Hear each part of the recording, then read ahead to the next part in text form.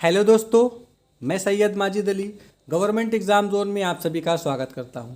हम और आप पढ़ रहे थे शिक्षा शास्त्र। शिक्षा शास्त्र की इस सीरीज में आज हम बात करेंगे एजुकेशन सिस्टम की, शिक्षा प्रणाली की। शिक्षा के तीन प्रमुख रूप होते हैं जी, ठीक। शिक्षा के तीन रूप होते हैं, जो कौन कौन से हैं? एक है औपचारिक शिक्षा, नंबर दो अनौपचारिक शिक्षा, नंबर तीन निरौपचारिक शिक्षा।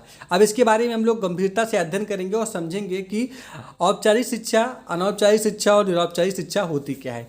मुख्यतः देखा जाए तो औपचारिक शिक्षा क्या होती है? औपचारिक शिक्षा ऐसी शिक्षा होती है जिसमें सभी तत्व पूर्व नियोजित होते हैं, यानी कि प्री प्लान होते हैं। पहले से पता रहता है कि बच्चों को क्या पढ़ाना है, क्यों पढ़ाना है। इसके अंतर्गत हम लोग क्या करते हैं, बच्चे का time table, subject, teachers, exams, etc, यानी कि पहले से हम शिक्षा का निर्धारण कर देते हैं कि हमको किस तत्व में कितने दिन में क्या पढ़ना है, क्यों पढ़ना है, इसका उद्देश्य क्या है। उद्देश्य के बारे में बात करें तो पाठ्यक्रम के बारे में हम लोगों ने पढ़ा है, इसका क्या उद्देश्य होता है। आप पीछे वीडियोस दी गई हैं, उसमें जाके देख लीजिए।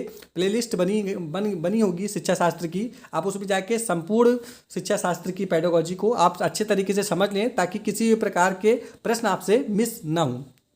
हम बात कर रहे हैं औपचारिक शिक्षा की, यानी कि फॉर्मल एजुकेशन जो होती है वो पहले से तैयार कर ली जाती है। जैसे सिंपल तरीके से कि किसी बच्चों को सिखाना है और किस स्तर पे सिखाना है, कक्षा 1 के स्तर पे सिखाना है कि 2 के स्तर पे सिखाना है कि 10 के स्तर पे सिखाना है। इस तरीके से जो भी एजुकेशन सिस्टम होता है उसको हम प्री प्लान कर लेते हैं पहले से। उसका टाइम टेबल बना लेते हैं, उसके अंदर सब्जेक्ट रख लेते हैं, उसके अंदर टीचर्स रख लेते हैं और हम एग्जाम प्रणाली तक उसको पूरा करा लेते हैं। इस प्रकार की जो शिक्षा होती है वो औपचारिक शिक्षा कहलाती है। उसके बाद दूसरा चीज़ क्या आता है इसमें, अनौपचारिक शिक्षा, यानी कि इनफॉर्मल एजुकेशन। ऐसी एजुकेशन जिसमें कोई तत्व पूर्व नियोजित नहीं होता, अर्थात किसी को भी किसी भी समय मिल सकता है। अर्थात बच्चा सीखना चाहता है, किसी भी समय में कुछ भी सीख सकता है, ठीक। वो मुख्यतः ये देखने को मिलता है कि ऐसी शिक्षाएं जो होती हैं वो विद्यालय के वातावरण से बाहर हम सीखने को मिलती हैं। विद्यालय के वातावरण से बाहर सीखने को कैसे मिलेंगी? मान लीजिए कि हम किसी सेमिनार में गए हैं तो वहाँ से हमको कुछ तत्व सीखने को मिल जाते हैं। किसी एग्जीबिशन में गए हैं तो वहाँ से हमको कुछ सीखने को मिल जाता है। किसी शॉप पे गए हैं तो वहाँ से हमको कुछ सीखने को मिल जाता है। खेल के मैदान में गए हैं तो इस तरीके से हमको सीखने को मिल जाता है। ऐसी शिक्षा जिसका कोई प्री प्लान नहीं होता है वो अनौपचारिक शिक्षा कहलाती है।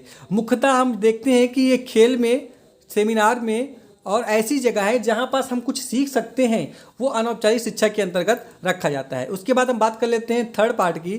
थर्ड पार्ट के अंदर इसके अंदर आता है निरौपचारिक शिक्षा। इसमें कुछ तत्व निर्धारित किए जाते हैं और कुछ अनिश्चित होते हैं, ठीक। जैसे हम बात कर लेते हैं कि एक सेमिनार कंडक्ट कराना है, तो सेमिनार कंडक्ट कराने के लिए हमको टाइम टेबल यानी समय सारणी की जरूरत होती है, स्थान की जरूरत होती है, उसके अंदर कौन कौन से गेस्ट्स आने वाले हैं इसकी जरूरत होती है, क्या उसमें कितने लोग आ रहे हैं, इन सब के समूह तैयार रहता है, पहले तरीके से हमको पता रहता है, ठीक। दूसरा चीज़, खेल के मैदान में हमको सीखना है तो खेल के मैदान में कितने खिलाड़ी होंगे, किस तरीके का खेल होगा, ये सब पूर्व होता है। लेकिन खेलने की जो क्षमता होती है वो अलग बदल जाती है।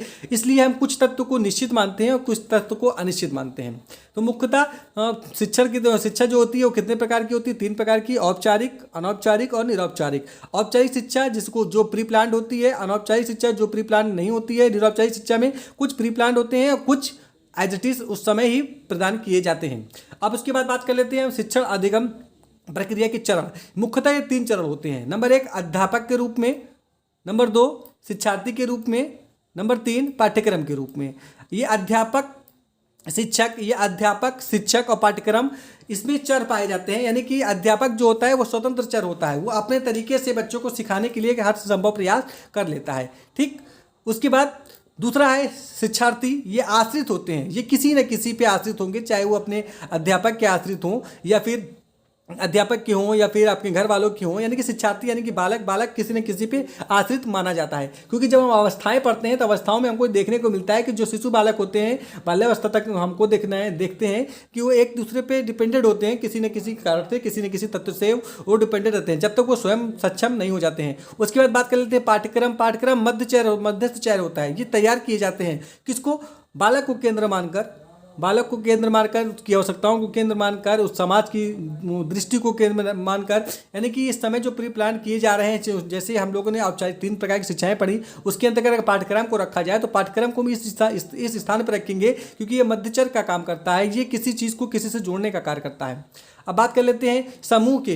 जो बच्चों के अंदर समूह पाया जाता है ये दो प्रकार के पाए जाते हैं, यानी कि हम मान लेते हैं सिंपल तरीके से, जब कोई समूह तैयार किया जाता है किसी चीज़ को करने के लिए तो समूह दो प्रकार के माने जा सकते हैं। एक समांगी होता है, दूसरा विषमांगी होता है। हम लोगों ने साइंस में काफ़ी पढ़ा है समांगी विषमांगी क्या होता है। दो या दो से अधिक तत्व मिला के हम लोग जो मिलाते हैं, यानी कि योग्यता गुण वाले, उसे समांगी कहते हैं। जो यानी जो गुण वाले नहीं होते हैं उसे विषमांगी कहते हैं। इस तरीके की हम परिभाषाएं आपको साइंस में हम लोग बचपने में पढ़े हुए हैं, लेकिन हम इसको समझ लें कि अगर ग्रुप की बात करें तो सम योग्यता वाले समूह, जैसे मान लीजिए कि इसमें ऐसे योग्यता वाले समूह रखे जाते कर लिए जाते हैं जो वास्तव में योग्य होते हैं। मान लीजिए क्रिकेट के मैदान में हम फुटबॉल प्लेयर को नहीं शामिल करते हैं, क्यों? क्योंकि वो विषमांगी हो गए, यानी कि क्रिकेट के ग्राउंड में हम क्रिकेट खेलने वाले ही बच्चों को शामिल करेंगे, यानी कि ऐसे बच्चे जो क्रिकेट खेल लेते हैं उनको हम क्रिकेट ग्राउंड में क्रिकेट के समूह में शामिल करते हैं।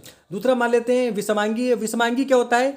इसमें हम अलग अलग विषम योग्यताओं वाले बच्चों के एक समूह कर लिए जाते हैं और उसको विभिन्न विभिन्न योग्यताओं को देखने को, उसके खेलों को देखने का प्रस्ताव करते हैं। जैसे मान लेते हैं कि प्रोग्राम किसी कॉलेज में, किसी विद्यालय में प्रोग्राम कराए जा रहे हैं तो उसमें बच्चे अपनी अपनी प्रतिभाओं को प्रस्तुत करते हैं। कोई कार्य किए जा रहे हैं तो बच्चे अपनी अपनी प्रतिभाएं, कोई सिंगिंग कर रहा है, कोई भाषण दे रहा है, तो इस तरीके का जो समूह पाया जाता है वो विषमांगी समूह होता है। अर्थात हम कह सकते हैं कि समूह दो प्रकार के होते हैं, समांगी जिसमें समान योग्यता वाले बच्चों को शामिल किया जाता है, दूसरा विषमांगी जिसमें अलग अलग प्रतिभा वाले योग्यता वाले बच्चों को शामिल किया जाता है। तो मुख्यतः हम लोगों ने देखा बहुत ही छोटा चैप्टर है विभिन्नताओं का, शिक्षाओं का, ज़्यादा इसमें कुछ है नहीं, बस खाली समझना है कि शिक्षा प्रणाली क्या है। शिक्षा प्रणाली मुख्यतः तीन प्रकार की होती है, औपचारिक शिक्षा, निरौपचारिक शिक्षा और अनौपचारिक शिक्षा। ये तीन प्रकार की शिक्षाएं होती हैं। मुख्यतः समूह दो प्रकार के होते हैं, समांगी, विषमांगी। अब हम बात कर लेते हैं थोड़ा सा कि ये अध्यापक जो होता है वो निरौपचारिक शिक्षा या फिर अनौपचारिक शिक्षा को किस तरीके से बढ़ावा देता है। अर्थात एक छात्र कक्षा में बैठकर नहीं सीख पाता है तो उसको बाहर से सिखाने का प्रयास किया जाता है, जो अध्यापक के माध्यम से ही किया जाएगा। एक अध्यापक हो गया या फिर कोऑर्डिनेटर हो गया, यानी सिखाने वाला वो व्यक्ति जो किसी बच्चों को सिखा सकता है, जिसे हम कोच कहते हैं।